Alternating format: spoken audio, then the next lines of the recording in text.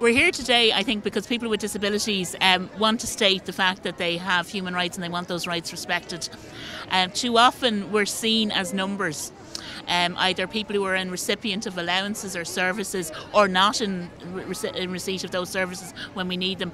But the fact that I think that people have had enough of not having rights respected, of having services refused, and of being invisible. And I think today is about visibility.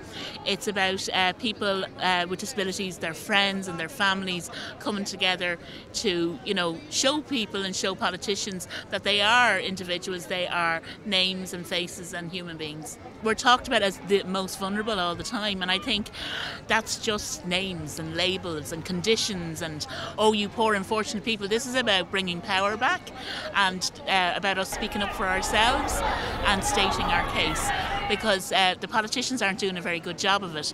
They use us as political fodder, but they don't really listen to us, and they don't. We haven't signed the UN Convention on the Rights of People with Disabilities. We still have legislation dating back to the 19th century in place, which refers to people with intellectual disabilities and those with mental health conditions as lunatics, and that's still law in this country. We need to change a lot of legislation. It's not about spending money. In many ways, it's about changing laws and policies and attitudes, and the recession shouldn't cut that off. We want the programme for government to implement it. That's the first thing, because there are commitments, they're not great, but they're there and they should be implemented. That we should have new legislation around mental capacity. We should have inspection of the residential locations that people live in, and also that people should be moved out into appropriate locations in their communities with the supports that they need to live full lives as part of their communities.